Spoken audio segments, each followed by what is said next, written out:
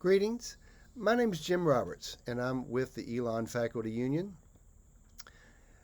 I want to talk to you about something very important, and that is your pay and your compensation. And I want to make sure that you are receiving the compensation that you are entitled to receive and that there are no errors in your check. So here's how to check on that. Go to OnTrack and click on the module that comes up that says Employee. And this is, of course, the same page where your course catalog and your faculty hours, early warning, and where your active classes and grades will be submitted. But you'll check on Employee.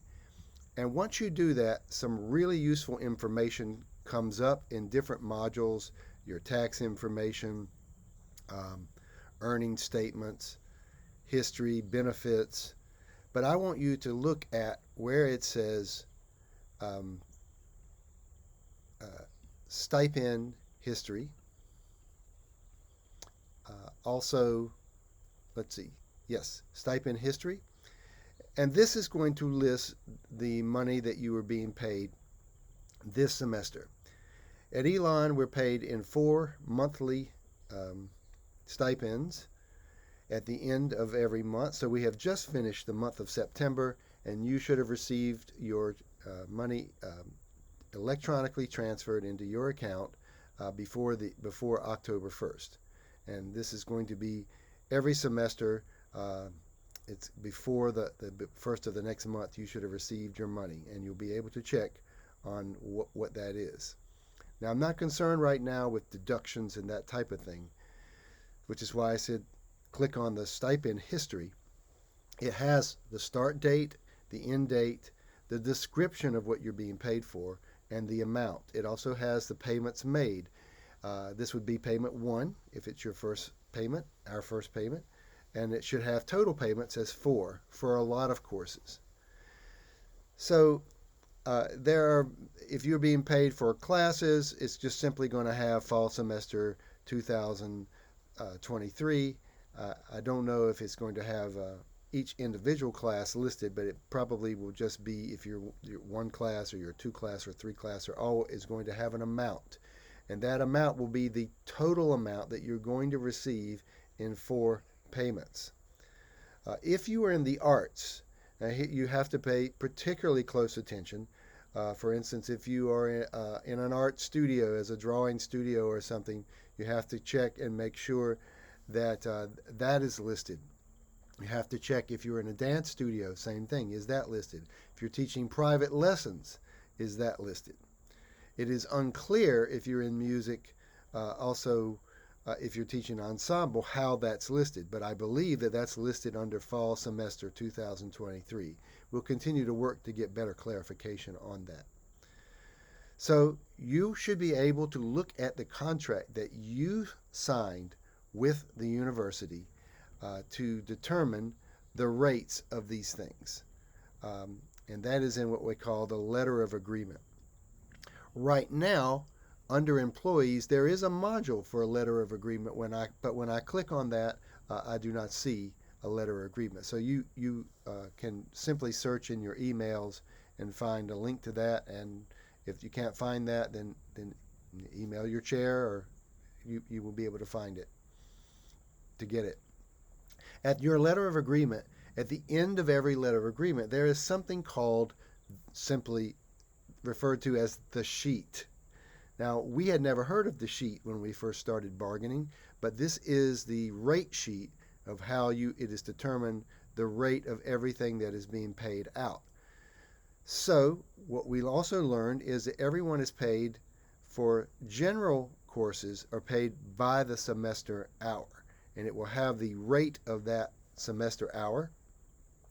And what you'll do if you're teaching a standard 4-hour course is you'll simply take that rate and times that by 4, and you'll have the amount, the total amount that it should be listed in your stipend. But additionally, there is other things that can be added, such as your longevity. If you have 3 years, they add an extra $100. If you have 5 years, they add an additional $100. And if you have 7 years, it's a total of $300 extra in that course. Also, if you have advanced degree, PhD, I believe they add another $100 if you are a PhD. So this is particularly important because errors can and have been made in these calculations. And the only person that can catch this is you, because nobody else is looking at that for accuracy. But you can and should look at this for accuracy.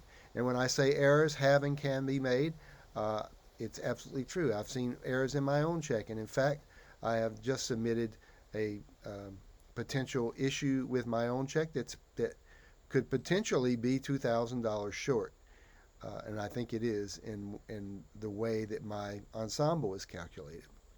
Understand that this is not something malicious by the university, or at least I don't believe it is, but this is just a simple error, and errors can be made. And let me explain how that could happen, because I understand something about the process of the calculations. So once you are hired and you've signed your contract, your chair will submit the course load to the dean's office for the calculation to be made for your compensation.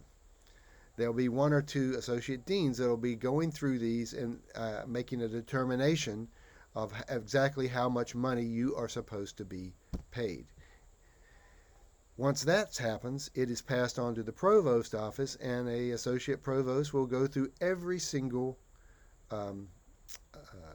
contract by adjuncts in the university. It's a daunting job, and errors could easily be made, or oversights could easily be made, because they essentially do trust what the dean's office is sending them for the most part. So in a given college, there can be a lot of adjuncts, and so it's not hard to make an error.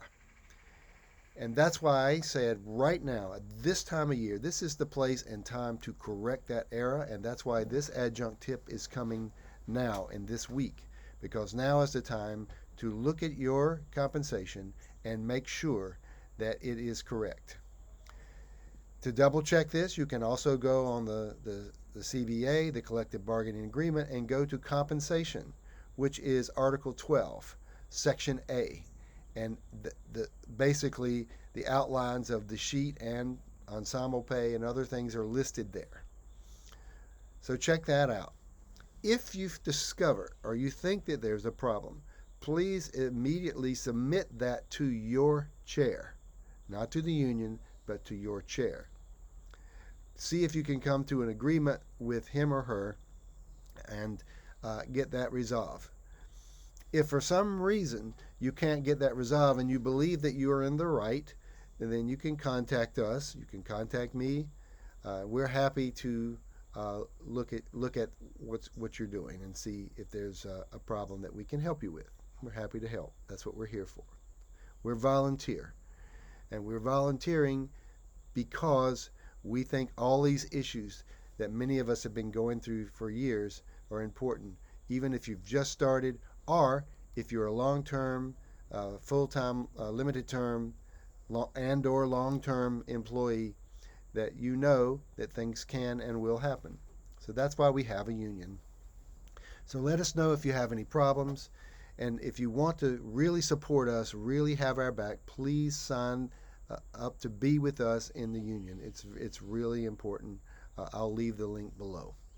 So thank you, and happy fall.